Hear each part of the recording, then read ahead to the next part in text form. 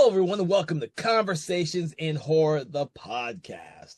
I am your host, Kevin L. Powers. I'm also the owner, operator of Something Wicked Entertainment and Event, and I want to welcome you to our show. So, what we do in our show is that I and a special guest come in and we kind of critique, analyze a single horror film for your listening pleasure. Now, because we've been delving deep into all different types of genres and subgenres and decades and everything from the horror genre, we are designing our show to kind of give you an overview of all the different types of films out there that encompass our genre that we all so dearly love. That being said, the movie that we are talking about today is a classic horror film. And before I get to the title of the movie, I would like to introduce our two guests today, because we have two guests to talk about this movie. When you say classic, though, you mean it's old. But when you say classic, I do mean that, Dave. Yeah. And that is the voice of Dave Watkins, who's on the show, and John Conkle, right. Both on the show today. Thank you guys for joining in. Yeah, if you stick around long enough, you become respectable. You know, that's what these mummy movies are. You know, They've withstood the test of time, and so now all of a sudden they're classics. Yeah, but the first one's a classic. I'm not sure about this one. But... Yeah. And we are speaking in terms of mummy movies, as you might already have guessed, and we are talking specifically about Universal Studios' The Mummy's Ghost from 1944. This is this fourth film in the franchise now, Dave? I think it's fourth. This is the fourth film in the Mummy franchise, the Universal Mummies. But it's the third one of the Karras mummy, because the first mummy's a completely different timeline, different mummy. Totally different guy. Yeah, the sequel was a reboot. Yeah.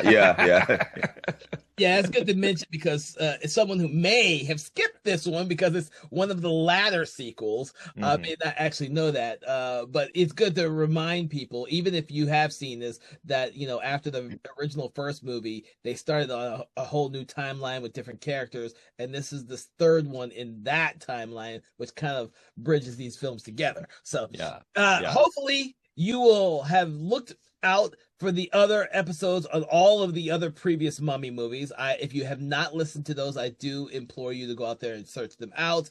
You will hear us talking about those in preparation for this one. Yeah. So there's 5 Mummy movies total. So, and you can also watch the movies themselves, so it might be more entertaining to hear us talking about them. I don't know. Right. Yeah, I'll give you some context. Yeah, this is the Bride of Chucky edition of the Mummy movie, or Jaws: The Revenge. I'm just trying to think about part 4s, everything. Or Universal's movies in general, I mean, they've always been a house of horrors, but then you go by the time you get to part 4, it's kind of rare for there to be this many of them. I think this is the only one. There's 5 of them. Most of the other ones only had like 3. Yeah, I can't remember how many Dracula had. Dracula peters out quick. There was like Dracula. Let's take Son of Dracula and then Daughter of Dracula, and then those 2 Monster Mash movies. Mashups, Frankenstein had 4, right? Frankenstein had a lot of them. Frankenstein's a lot better than the Mummy franchise. Almost all of those are pretty good. Yeah. I love the one where it's Bela Lugosi playing Igor. That's the son of Frankenstein. Young Frankenstein's mostly based on that. That one's great though. I love it. There's one shot in that movie that I just love so much because it's like such a monster moment. It was like the guys it's outside the castle and they're like there's commotion or something, but then they pan up. And it's like Bela Lugosi and Boris Karloff like looking out a window, and it just looks like, I don't know. It's just such an image. But it's cool seeing Bela Lugosi and them together like that. Yeah. And monster makeup. Bela Lugosi playing Igor though. That's friggin' like great though. Oh yeah. You wouldn't even know it was him hardly. Absolutely. So when we start talking about Universal films, we go back to the ones that we actually really like instead of the ones we talk about. But that's okay. Because unfortunately, for all the monsters that Universal created, the Mummy is kind of like the most almost most uninteresting one because he walks really slowly, and you That's think it. that people would be able to get away from him really fast, but they don't. So there's a Right. suspension of disbelief in these movies that you have to have in order to enjoy them. Yeah. Yeah. Yeah. This- Yeah. Yeah, this movie, like the other Mummy movies, is only an hour long. Yeah. Most of them are pretty short, but this one it's right at an hour. Unlike most of the other ones, they kind of try to get in that ballpark for them. Well, what I found out interesting about this film is that they brought back George Zuko as the high priest, which I didn't realize until I rewatched. It's like, Yeah, did he die in the last movie? But we're I gonna think bring him back anyway. I didn't realize that was the same actor at the beginning. Nah. And then I think he just maybe went to sleep in the other one. We all assumed that he died, but I think he's just taking a nap. He was like, I'm not dead yet. I think Say that because Y'all took my job. me and Dave had a theory on that from the last movie, that after the high priest kind of brings in his acolyte to take over, that they automatically die. So, Yeah. They just drop dead. yeah, they drop dead, but then this Well- one brought them back. yeah, well they brought him back. Okay. They brought him back in the other one too, because remember he dies in the Mummy's yeah. hand as well. I And didn't then- yeah. Oh my gosh, I didn't realize that was supposed to be the same guy at the beginning of this one. Yeah. I noticed his hands were shaking. It goes, he's real old, but I didn't put it together. This They kill guy it. They kill it with that old acting, the hand shaking. Yeah. Yeah. I enjoyed that. I thought, I didn't realize it was the same actor because in the first one he kind of has a Frank Langella kind of vibe about him, you know. This one didn't even recognize him. He's got the worst training program ever. He just says like, here's the most important thing you can do. Go do it. They always fail. He's back at the beginning trying to get a new temp to fill in this position. You know, it's terrible. It's actually like hilarious. Like it's almost like a comedic running joke, even though it's not supposed to be funny. Right. But like some people say it's lazy writing, that they're just going to redo the same thing every time. But I think it's hilarious. By the time you get to this one and everything, where you've seen basically the formula play out twice, you know, with the same tropes. And the two other times. So when you see it again this time, you're going like, oh my God, here we go again, man. They didn't even really bother. It was like a copy paste, you know. But they did cast John Carradine as the new guy, Yosef Bey. He's the new apprentice, apprentice high priest. Yeah. And it breathes life into it, man. John Carradine kills it, dude. Yeah. He's a reason to watch the movie. I mean, there's a couple of good reasons to watch the movie, but John Carradine, seeing young, gaunt, cadaverous John Carradine, because I was going like, I didn't get into Carradine until he was old, you know, The Howling is how I was introduced to Carradine. He's in Grapes of Wrath. You ever see that?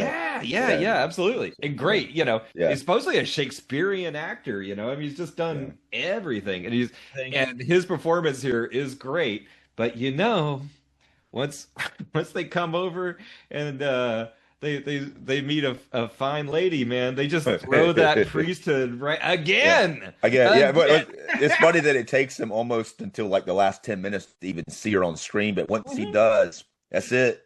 So I was about to make comment to that too. I was like, because the only thing that's really different is that we get the reincarnation this time of Ananka, which then is played up in the modern day Brendan Fraser mummy movies. But we get that finally.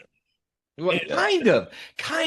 Well, kind of. I mean, it's almost there. Yeah, you do, but you don't. It's like all that was the part I liked the most. It's interesting because see the first one of the Kara story, and this was done in the Hammer film in one film, but like the first one was. They go and they got Ananka's tomb, but we don't even see Ananka really. No. Yes. The second one, she's not in it. There's some mention that they got her stuff, and this one we finally see the museum and we see her stuff and her sarcophagus. Right, in the mummy's hand, I guess, the first one of the series. They say like, we got it all on the boat. It's going over there. You don't see it. You never see. I was going like, I was going, when are we going to finally see Anaka come back, Yeah. or get them back together, and so finally this resolves that in a way, it does emotionally, it does, There's there's this movie is actually compared to especially the previous one, it does a lot better with getting you into the movie without showing like 30 minutes of flashback stuff. That's it. They actually do it fairly creatively too. They do it through that priest thing, but then it cuts to a professor talking about it in a class, which is a lot better than seeing the damn flashbacks.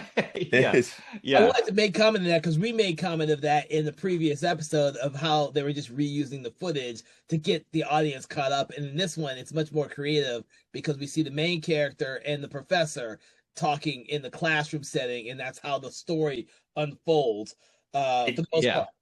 And my fingers were just crossed, going like, "Oh man, please say the Latin term for the Tanis leaves. Come on!" And he doesn't do it. I was so mad.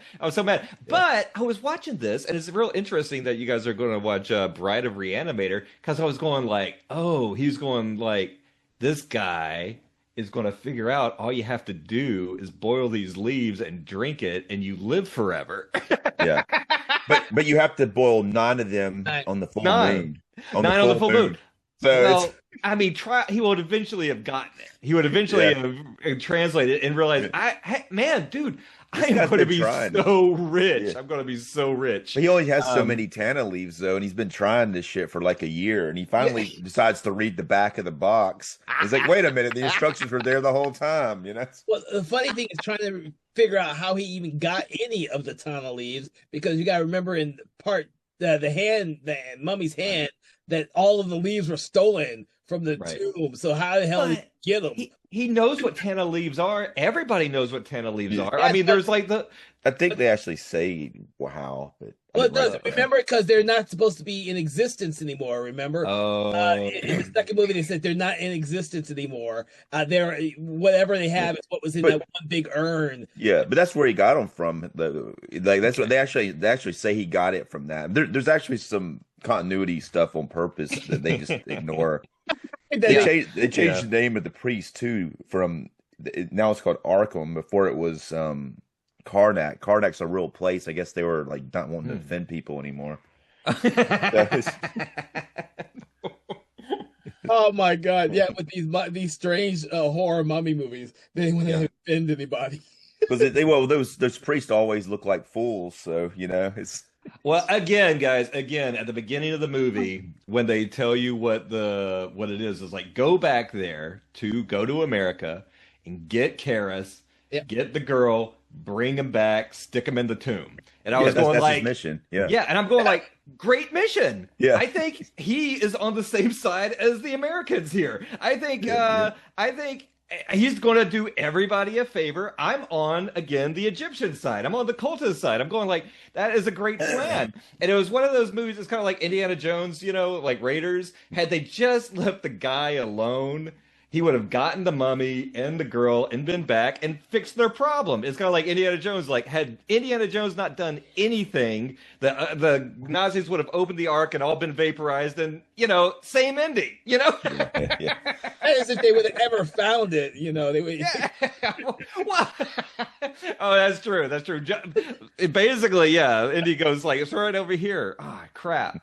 Yeah, right. They wouldn't have even found it. So, I'm going like, so at the beginning, I'm just going like, all right, cool. I'm on the bad guys' side. I know they're supposed to be the bad guys, but I'm kind of like, I agree with their mission. And so. Yeah, but it's that thing with that, like the absolute power goes to your head. And once you get that power, once you see you can live forever by drinking the Tana leaves and also have like a hot, like wife that you just it doesn't even know you. No, or you don't even know if she's going to like you or not, but you're just going to take her anyway. Kind of like in time, you'll learn to love me. once you see that's a possibility, it's like screw all this high priest religion. They just come over, they hit America, and they go like, oh my gosh, cheeseburgers and chicks. he stays like pretty straight and narrow. The first thing he does is goes out into the woods and sets up in the woods instead of going into a mortuary. Right. So he's in the middle of the woods. I don't know what the heck that second location is, but it's some kind of like big ass ramp, like a barrel rolling ramp. Something. You got to feel bad for the mummy going up and down that ramp, man. Yeah, but visually speaking, it looks like the tomb that the acolytes walking up at the very beginning of the movie, like in the very first one that we see. Yes. Yeah. Which it shows it again in this one too. Yeah, they showed it again in this one. So it's a visual cue, but what the hell is that? Yeah, but we just feel bad for them. But they should have had Carradine roll down the thing. To do a mirror of that other one. But they throw him off the side of the thing. Yeah, so I guess, it's kind of close. It's kind of close. But they don't just shoot him in cold blood. I like the fact that the mummy is the one that actually has some integrity here. He's going like, wait a second, dude. It's like, what are we even doing here? Why am I following you? I mean, you're now moving in on my lady and everything. It's like, he's the one that is, I don't know. Yeah, get behind that mummy seems like he's like, I've been bamboozled by these friggin' high priests like 3 times now. It's like. You're right. Man. I mean, he's got to have some type of insight on that. It doesn't matter what these high priests have him do; it never ends well for him. Yeah, exactly. I guess I'm just doused. I mean, these bandages. I mean, I guess are just doused in kerosene because every time I catch on fire and burned alive. That's another funny thing is they don't even address him being burned. I can't. It looked like maybe he might be slightly burned. But they just ignore that too. They ignore that too. That got on my nerves. They do say that he was burned up in the house, but in the conversation that they have at the very beginning, but he don't look burned, and they don't show where he comes from when he finally comes out of the woodwork. He just wanders out from behind a bush. He comes out though, which is hilarious because the guy reads the back of that box and he's like, it's 9 Tana leaves during the full moon. And so he does that, and that immediately draws the mummy. The mummy's just been out there like a crack addict, sniffing for those canna leaves. And the second you burn 9 of them, he comes out of the woods. I know he's like, I heard you were holding, man. Yeah. No, he comes in. I think the guy was going like, man, if I did it by the full moon, the professor was about to figure it out. The professor was on the verge of being a billionaire and selling like the key to immortality to like big pharma and everything. He just needed a cup of tea and to think about it for 5 seconds, and you realize what he had here. The mummy comes in there and kills him. Yeah, I don't know why he kills the guy, but he could have just came and drank the Tana leaves but he wants to kill the guy anyway. I guess he's just like woke up in a bad mood, That's very interesting what you said, because he wasn't. I mean, that professor wasn't getting in his way, and the professor wasn't someone who had been in a tomb. There was you're right. There was no actual reason why he would kill it. He should have just gone straight for the leaves, and that should have been it. But then the other guy, the high priest, does a similar thing, but he doesn't kill him. But I guess he actually lets the high priest control him. Yeah. He's like, that's the only thing. It's a little thing where I'm a little blurry on the mummy. It's like I like to think that the mummy is trying to get as many Tana leaves so he can regain his autonomy back and stop being like a puppet to this cult religion that's like using him as their muscle. So that's that and that. And of course, then he gets his autonomy back. Then he can get back with his lady and go back to the tomb, and everything. He just wants to be in eternity with his lady, And but these guys, these goons, I mean, these goons just keep messing it up for him. But so that's in my mind, that's what he's trying to do. But maybe he has to build up that stamina with the Tana leaves, but it's he's got to get to 12. He's got to do 12. 12-step program. He's just got to get 12.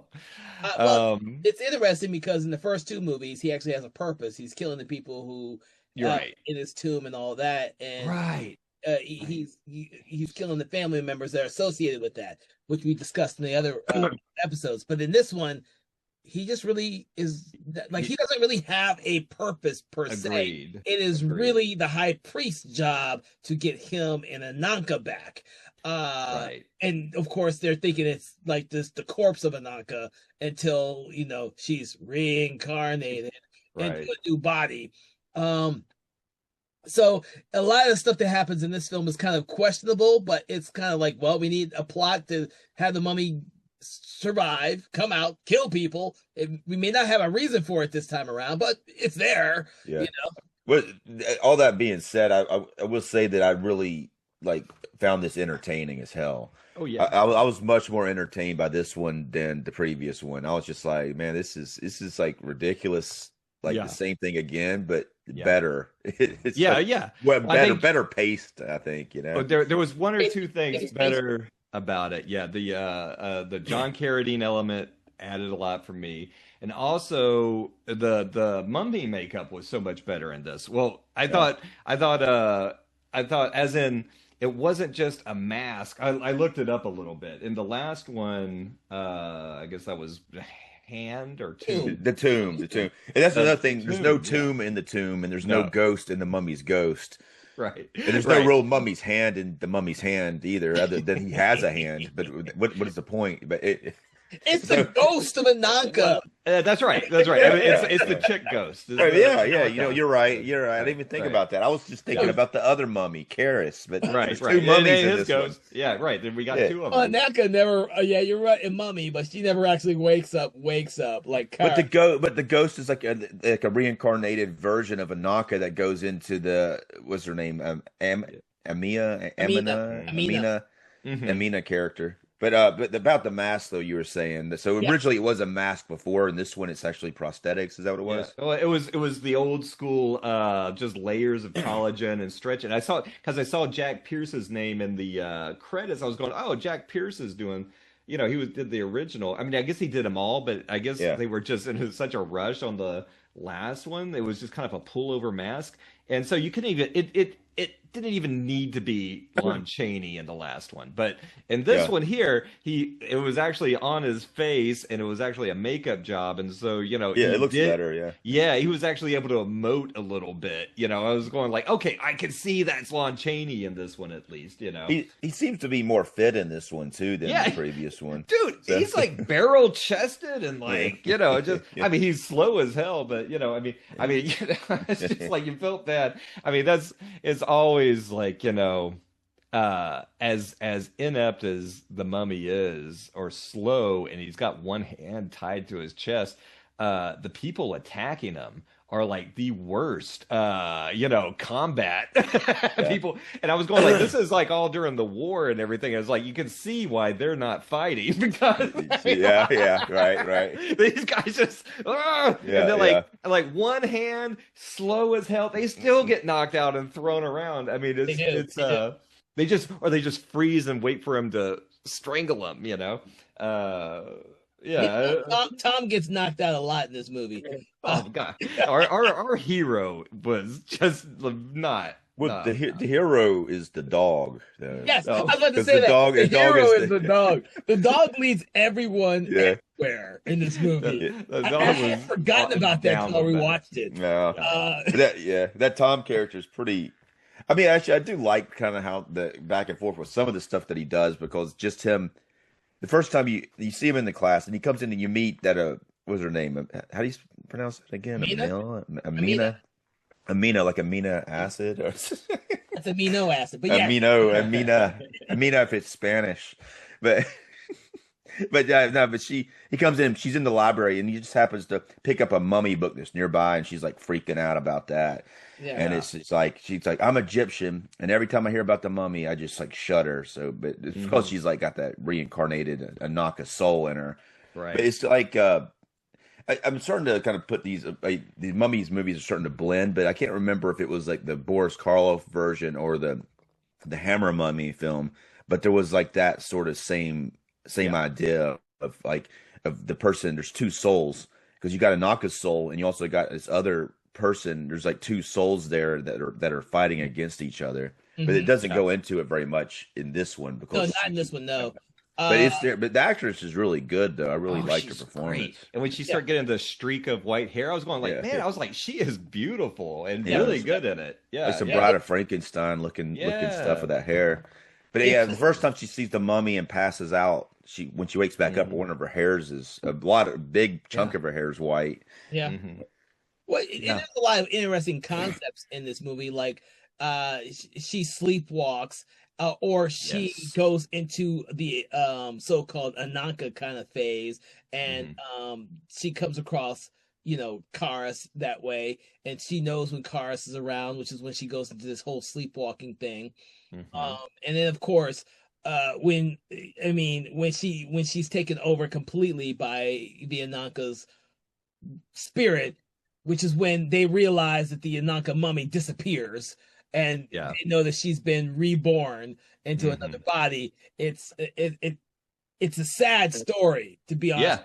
It's a really sad story because she doesn't have any other physicality in the movie for the rest of the movie. She's just captured by the mummy and then slowly turning into a mummy again, which is really, really, really sad. It's like, depressing. It's depressing, but it's also like it's a pretty hard hitting ending when that ending happens the way that it does, and it does stick with you.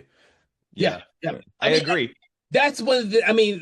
As many faults as we can find for this film, leaves you with something by the end of it. It's not like a happy couples reunion film like the other mummy films. In a way it is a reunion between the mummy and his bride. So I mean, I was kind of like, oh good, there's emotional closure for the mummy, because I'm kind of always on the mummy side. You're on the mummy side, but I'm on Amina's side, and Amina did not ask to have a freaking another Ananka spirit take over and turn her into a mummy. That's true. Well, this is the thing. This is sort of the meat I got out of this movie on this one, was that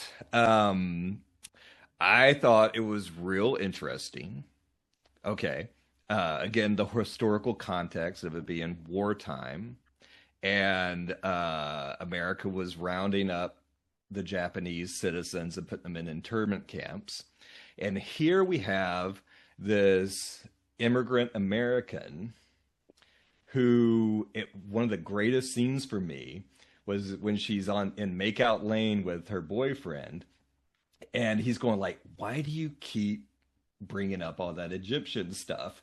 Why do you keep acting so weird? And she goes like, I'm sorry, I'll stop acting weird. I'll stop doing this. I'll start acting like how you want me to act, And I was going like, I think the movie's subtext for me was about the immigrant experience during the wartime and the pressure to conform to an idealized or what is a normal American woman supposed to be, And so I think there was a lot of distrust against people from other places at the time. I mean, we were rounding up the Japanese. If you had probably German heritage. So here's a person who is of another country, and so there's suspicion about her, and so I think it's unfair for her, but I think it does play on the anxiety that Americans probably had during wartime with being a nation of immigrants, and who do you trust? Who's a spy? I thought John Carradine seemed like a secret agent in this one, kind of like standing off to the side, watching how things are going on. He looked like a double agent in this, but I thought it was very telling. It's the way women are portrayed in these old movies is always they're always very deferential to the male and everything. That's what was so great about Mummy's hand, was the woman was real fast talking, the magician's daughter, which was real good to see. But then now we're like 2 years into the war, or we're, the time period was right around D-Day. I mean, we're in the height of the shit here, and so people's anxiety what's going to happen was high, and so it is kind of like it's kind of like you've got to let go of, you've got to be American, and if you don't completely let go of being from what you were, your past is going to come and drag you down into the mud. You're going to go to the grave. But so that was my take on this. But I really liked the fact. It was sad that she got taken over, but I thought it was like I think it had to do with the anxiety of the day. I can see that. There's some subtext that kind of plays into it. Yeah. But something, this is kind of unrelated. It's related to it, but it's just something I want to point out that I thought was hilarious. And in the scene where they're in the car they're in the car with the dog, by the way. And the dog's hanging out with them, but and like it is kind of a makeout lane, but there's no makeout because of because the 1944 code or whatever. Yeah. But they're there with the intention of making out, and maybe doing something else more than that. Right. But then this other guy like comes stumbling out of the woods, and he's just like, "Oh man," he's like, "I just tripped over a stump and like rolled down, and I didn't think I was ever going to stop," And then they're like, "Oh, really?" And the guy's like, "Well, you seem like you're on level ground now. Maybe you should disembark." Yeah. All right. Hit the road, Jack. Yeah. Well, he does hit the road, and he ends up being the next person on his list. It's like, but it's so funny that they make that Tom character say that shit. Like he's like kind of a dick. The guy comes out, and he's like, "Man, I just fell down a fucking cliff." Yeah. And he's like, "Get out of here! I'm trying to make out with my girlfriend, and just you and this dog, It's No. I wasn't a big fan of that guy. I wasn't a big fan of him. I mean, he just seemed like real. I don't know. I didn't see any heroic qualities. Kid. Yeah, I just thought. I mean, it was funny though. I mean, I just thought that was. But later on, when she is like starting to freak out, he actually tries to take her out of the situation. He goes to the cop, cop who's kind of a dumbass, this main cop, not the inspector, but he goes to him and he's like, "Hey man, I got to get her out of here. She's like freaking out." And he's like, "I don't see what the problem is. She's needed for this investigation, so you got to stay." And then later on, he's like, "Okay, we're gonna go anyway, but I'm gonna go and sleep first and put pajamas on." When you split it like that, Dave. No, but he was trying to get her out of there. He legitimately he knew like it wasn't going well, but maybe it was a control issue too. He said something about he had some gypsy parents or something, I think, or something like that. Gosh, well, I don't know. I don't know. Oh my gosh! I think in like some state, he's going to bring her out there, and they're going to get out of that situation. But yeah, I think one thing, another unintentional funny thing is just the fact that this mummy has to get around all over town and like go to the museum. And I'm going like, is he riding around in a car? And there was just a part where like the mummy is like just like waiting around outside, for the guy to let him into the museum. He's like banging on the door. Yeah, and I'm going like, okay. So I'm just trying to think, like, so was there a planning stage where they're doing this heist? Yeah. Okay, so I'm going to go in here and now, mummy, you wait outside. Yeah. Wait for me to. I feel like it's like the greatest Ocean's 11 movie ever. Like where we could have had all the Universal monsters do a bank heist. Yeah. But I like it when they actually get into the museum and the museum guy's like out there listen to some murder mystery bullshit, and then he doesn't even hear any of it forever. They like go in there and they got this ceremonial lamps and all this other stuff, and it's not until the mummy like flips out and starts crashing shit that he comes in there. Yeah.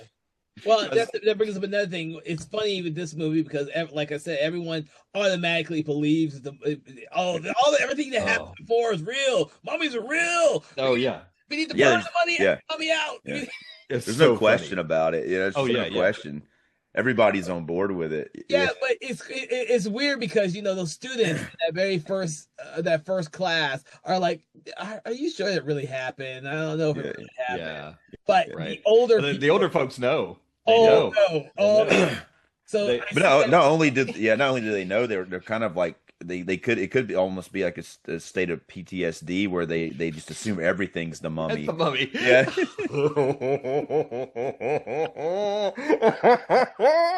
It's like the town that dreaded sundown, or it's just like or it's like Jaws 2, you know, everybody's like, oh my gosh, it's a shark, it's a shark. It's like it's just this little town in Massachusetts just blames all their ills on the mummy. You know, it's funny.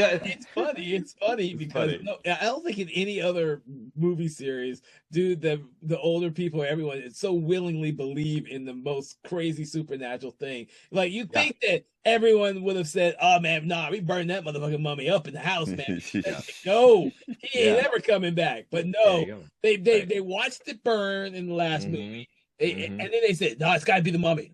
Yeah. The mummy. Well, they see like some mold on the rag and they go like the mummy or something. It's so funny when they say just say the mummy. You know? It's just so funny that it's the mummy. You know, it just the innocence of the 40s universe, dude. They're so much fun.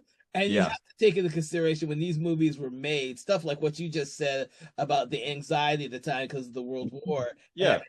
So, you know, people thought these movies were terrifying when they came out. Well, I believe still that people back then thought these movies were terrifying. I actually don't know because I don't know anyone who actually was alive back then who watched this movie and could tell me their actual reactions to when they saw it. But it's my impression that these were terrifying movies to audiences back then, and they left an impression on them.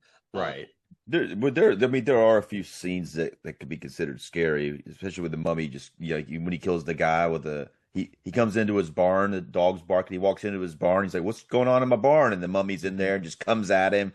It's You brought up one of the more interesting sequences because the audience is hearing the barking of a dog, and we're assuming it's the little bitty dog with Tom and Amina, when it's really the dog in the barn who's barking at the mummy.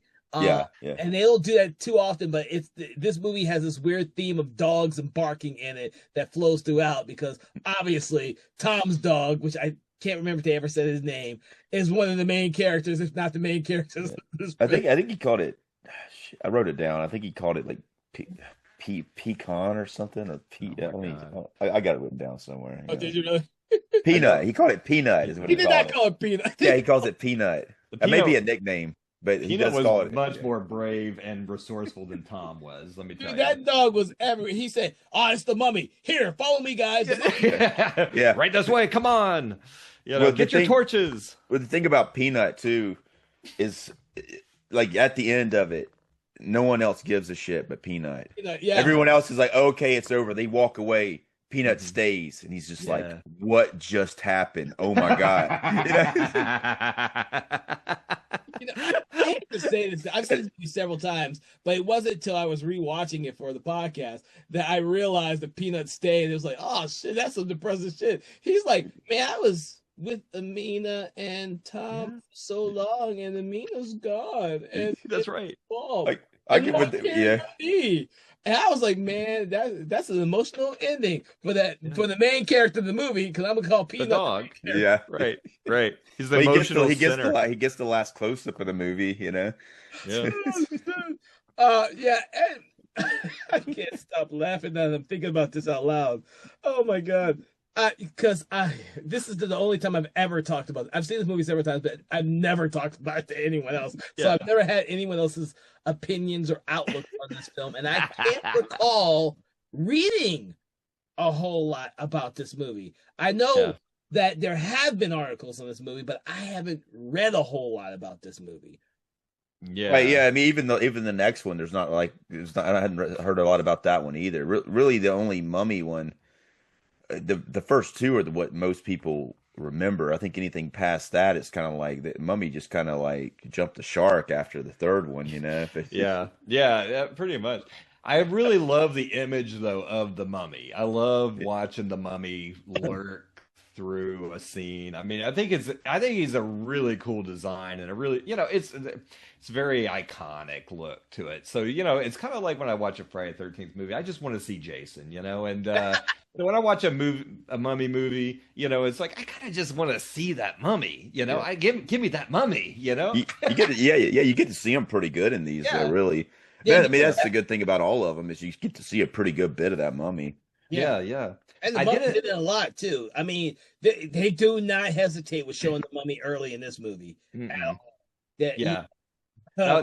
was my problem. I had the same problem, Kevin, was that he didn't seem to have a goal at the beginning. He just sort of wanders into the movie, But I was kind of like, yeah, I could probably find some kind of hoity-toity reason for that or something. But I was just kind of like, it just seemed kind of like, I want to root for you, Mummy, but I don't really know what you're up to in this one, But one thing I didn't like about this was there was a lot of day for night photography, and so it was obviously like high noon, and they just processed it in a way to make it a little darker. And they've got the lamp, but the lamp isn't really projecting any light, and so that always irks me, especially with the first ones being so atmospheric, especially the first one being so atmospheric. This seemed kind of like a television special. I mean, a lot of these movies, a lot of these later ones, I guess they're just shot so quickly, it really is just, you can tell it's just like put up on some sticks and they just pan around, and then, and stuff. And so, there's no in and out. There's very few in and out movements, it's just. Well, with this film, there also isn't any great, huge set pieces either. You gotta remember the last one we had the big bomb, the big fire over the house. We saw that burn. That was cool. In the mummy's hand, there was a lot that had to do with the tombs. Both Karis's tombs and Ananka's tombs. But in this one, you don't get a whole lot. No. You get that big exterior of the tomb, Ananka's tomb again, a recycled one, I'm assuming, and then the rolling barrel thing that looks exactly like it. Location, but it's like, obviously we all know these movies were made for the budgets kept going lower and lower, so they kept cutting and cutting, and the production values kept slipping, and so. But they do have the museum stuff though, which they don't have that in the other ones. No, but it's not as big of a set. Yeah, but I say it doesn't seem as nearly as big as it says some of the others do. And I did love watching the mummy wreck the place. I mean, I just love watching people wreck stuff. I mean, I'm kind of a moron in that way, I'm just like, I was cracking up, man. I was rolling with that mummy. He got madder than hell when Ananka's body just completely dissolves when he thinks he's about to get his bride, Right. I mean, good grief, how long does he gotta wait? He's right there, and presto changeo. Yeah, I mean, it's just like... Yeah, he just was wrecking the place. And then he makes such a ruckus. He brings the guy in there with a gun.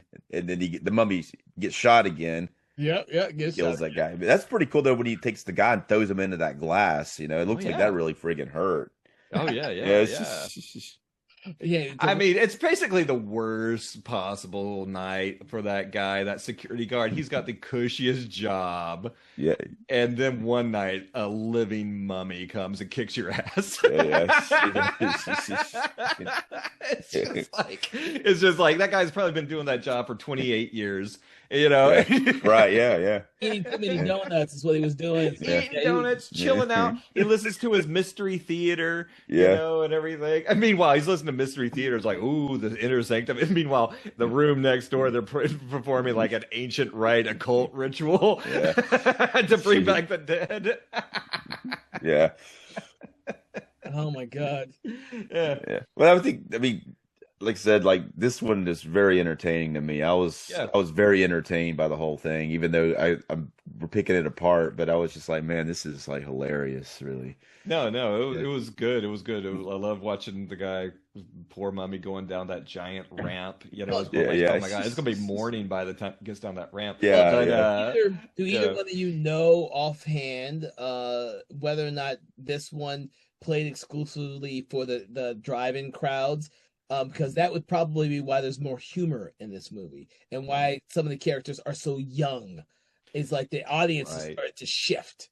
for these movies. Yeah, I'm not sure if that was the case, but it's possible. Yeah, it's possible. I was going like, look at these college kids, Yeah. not even fighting over look at them living their cushy little lives while we got men over there getting blown to bits over in Europe and everything. I hope they're happy. And then they're so inept. I go like, yeah, they would have never cut it.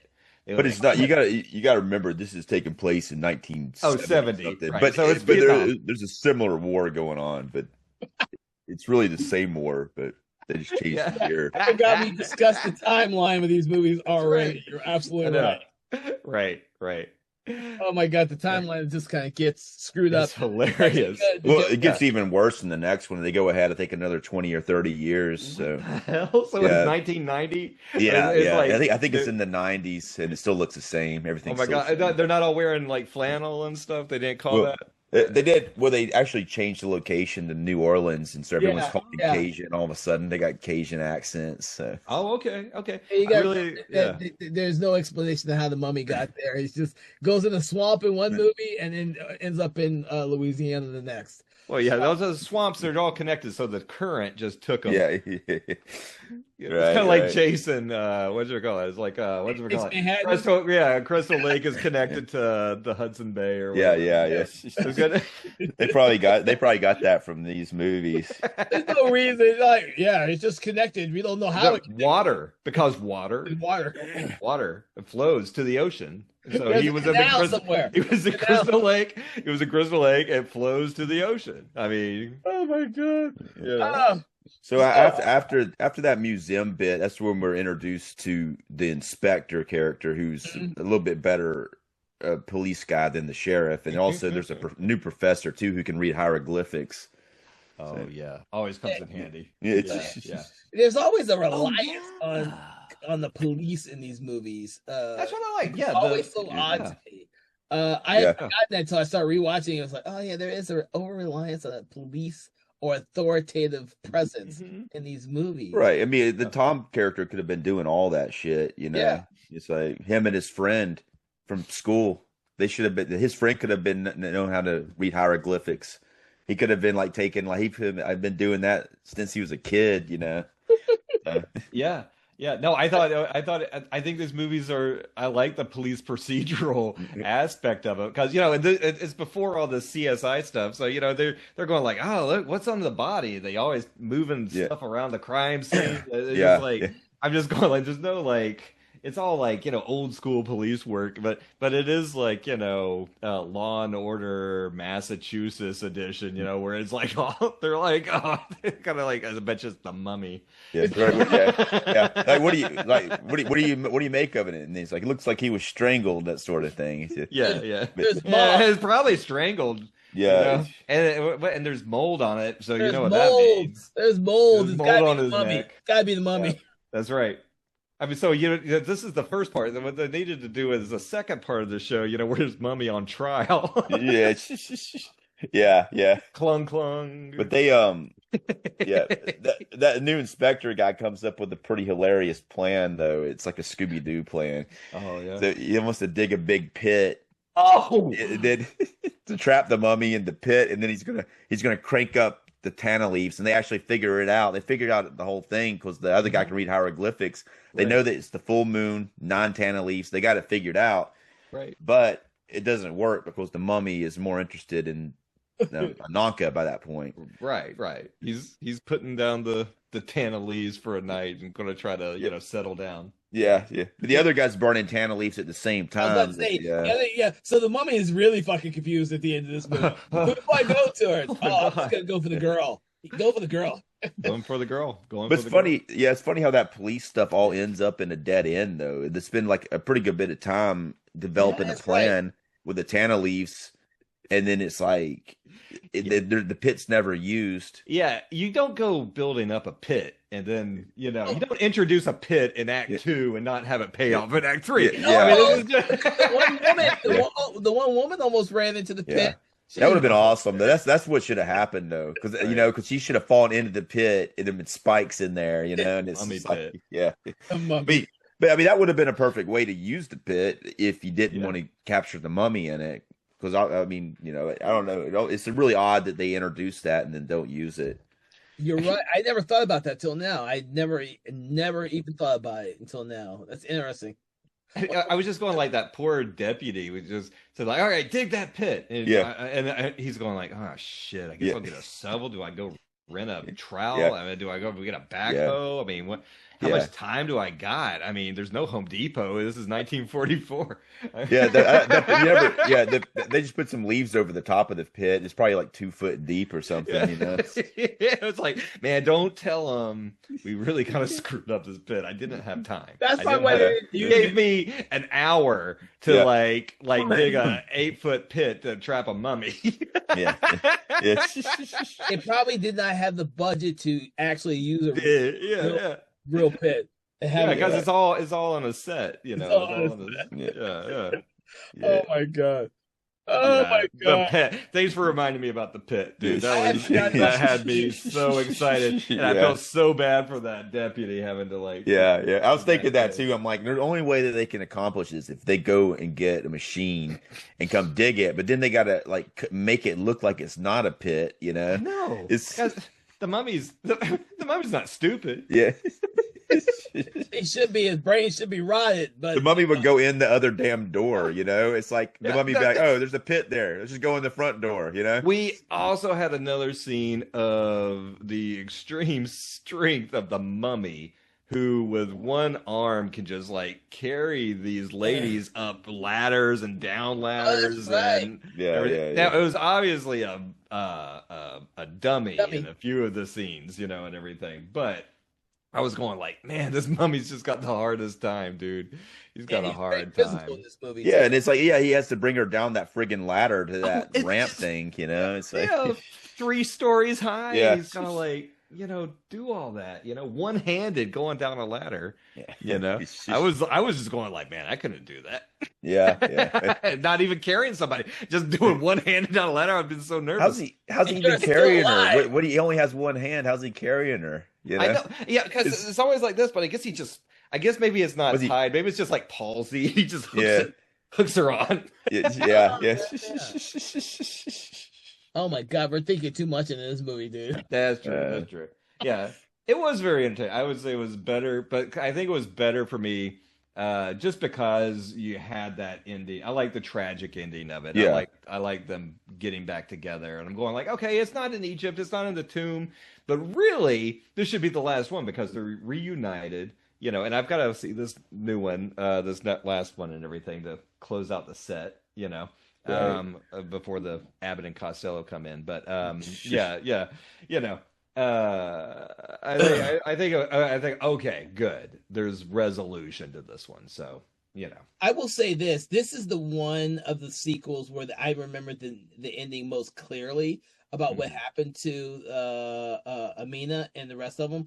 I couldn't for the life of me until I rewatched it remember how the tomb ended, a Mummy's tomb, or how the Mummy's curse ended at all. Right. This one always stuck with me because of the tragic ending. And so I've always thought about this one as being one of the better ones. But again, I've seen the first two way more times than I've seen any of the other sequels in this franchise. Yeah, it is like definitely the strongest ending in that whole the tragedy going into the swamp. But I think that the other ones are I guess bigger budgeted. This one's definitely this one's less of a budget, but they're a lot more creative at what they do with it. I agree. Yeah, it's got a good beat to it. You know, it pulls you along. But I just really like. I mean, John Carradine was such a presence. He was really good in it too. So. And it's funny that character that character is usually a pretty strong actor in all of the films. That's really, he's one of the stronger characters. But this one, he actually gets like top billing in the opening credits and second billing in the end credits. But after John, Lon Chaney. But yeah. And I like that. Yeah, I mean, it's only like maybe 30 seconds of emoting, but at least he got that of Lon Chaney getting to do something Well, he got to crash the museum up. That was pretty good. That was pretty great. It's the little things that we love about these movies. It's little things like that. Yeah. So, gentlemen, do you have any other fine words to say about the film? I don't think so. It kind of, it carries a lot of the stuff. You had the townsfolk being rallied together to chase the mummy down. You had the girl tied to the altar again. The priest wanting, throwing off his priestly duties to like be immortal with this lady who he just met. Yeah. Hey, let's. We didn't talk about that. This is hilarious because like the other ones are kind of built up a little bit. Yeah. This one happens out of the blue. Yes. And when he has this conversation, he actually has a voiceover with himself to figure out what he's thinking. Yeah. Right. You're right. Yeah. These priests, need to I don't know. I guess they've just been hooked. They've just been too isolated for too long. Yeah, they need to date more or something. Yeah, something. All of them tend to want to go and get one of these alive women and make them dead so they can stay forever. I'm like, do you really want to stay with her forever, dude? Do you? Maybe you just want like 20 years. Let's just try that. Why you try it out a little bit first, see if you even like her. Have a conversation with her for Pete's sake. I mean, I don't know. I'm just see if you. Oh my God! See if you can stand her for like 5 minutes in a room. Just talking. She may actually turn around and stab you in the back, and you made her immortal. Yeah, absolutely. Oh my gosh. You'd never be rid of her. So the narration at the end is a line from the same scene but the high priest says at the end, after they go in the swamp and you see the close up of the dog, I think it shows the water again. He says, "The fate of those who defied the will of the ancient gods shall be a cruel and violent death." So what does it mean? I don't think it means anything. Yeah, I think they just needed something spooky. It has nothing to do with anything in terms. I think it was trying to mean something for what happens to Amina, but it really doesn't, in my opinion. Yes, for the Bannons and all the people in the last two movies. Yes, they got what they deserved. Who defied the ancient gods here? I don't know. No one did. That's why it's like. Other than the priest, like you said, and I don't know. Yeah, the priest got what he deserved. Yeah, the priest defied his own gods. I didn't. That mummy smacks him across the face. He slaps the shit out of him before he throws him off the thing. He backhands him. That was great. It was great. I like to see the mummy sticking up for himself. It was good, man. Oh my God. I can't stop laughing, guys. Anything else you'd like to add about this movie? Nah, I think we're good. That was a good one to bring up because that is very important to bring up what the final narration of the movie and how that affects the rest of the film, which in our opinions it really doesn't. They're like, man, that sounded cool. Let's just take that line he said earlier, like a few scenes back, and we're going to like put it there at the end, and people are gonna be like, "Whoa!" Wrap it up, cut to the dog, and we have got a winner. We got a winner. All right, so guys, I want to thank you for talking to me about this movie, The Mummy's Ghost from 1944. What we do, everyone, at the end of our program is we like to sit down and kind of decide where on the spectrum this film lies in terms of a rating. We go from 1 star being good, 5 stars being excellent. Where on the spectrum do you place the film? We'll start with you, Conkle. Yeah, I give it a 2.5. There was some things that I really didn't like about it. I didn't think it was atmospheric enough as compared to the other ones, and I didn't get the 1-2 punch coin other side of the coin that I got out of Hand and Tomb, but I liked this enough. I give it 2.5 stars. Well, I'll give it What did I think I gave the other one as taken as a set. I probably gave it 3 stars. I'll give it's 2.5 for me, man. It's right in the middle. There's for everything I liked, there was something I didn't like. All right, what about you, Dave? This is like what I consider to be a good bad movie. It's not good, but I'm going to give it 3 stars because I like the pacing of it, and I like it that they just didn't hardly give a shit that much about it and just kind of redid the other stuff. But it's not a good movie. But I'm going to give it 3 stars anyway because I enjoyed watching it. Yeah, it's never boring, and it's a solid mummy movie. I mean, it's you got the mummy strangling people, so yeah, you know. So I enjoy this one more than I did the last one.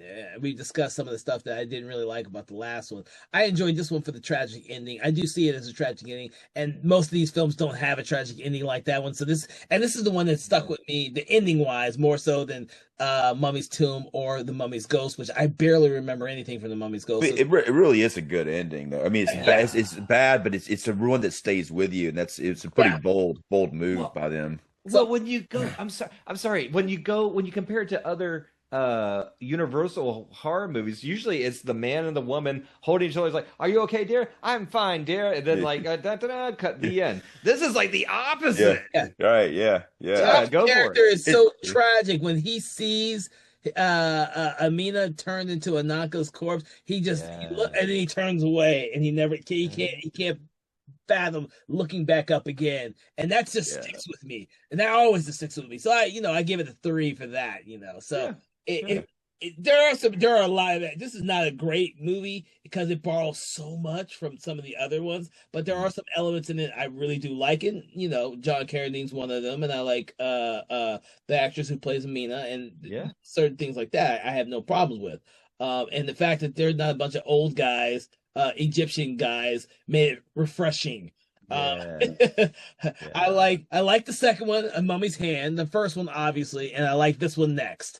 So that's how my opinions on the franchise go. So okay. You mean the Karras movie specifically? Because the original Mummy I think's better than the other ones, but well, it's got Boris Karloff, dude. Yeah. But it's almost like this is their own thing, though. There's that one, and then there's these 4 Karras Mummy films. So. Yeah, it's really like the Mummy is really a standalone thing. Yeah, it's almost like it's just a completely night and day different vibe. You're right. That's a good perspective. It's a complete night and day between the two franchises, so to speak.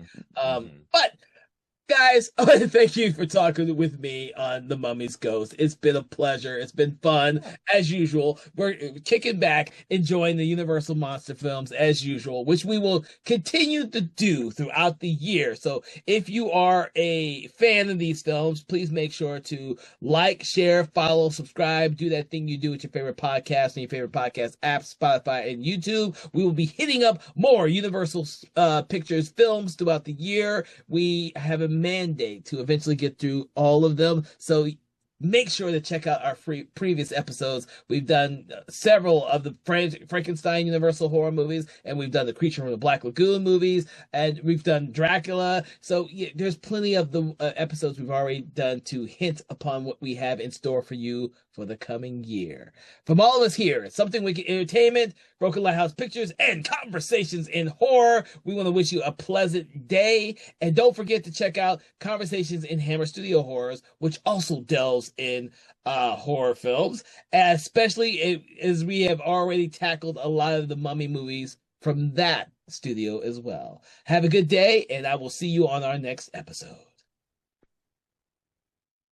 Conversations in Horror is a Broken Lighthouse Pictures production, written, produced, and directed by Kevin L. Powers, executive producer Kelly A. Inoka.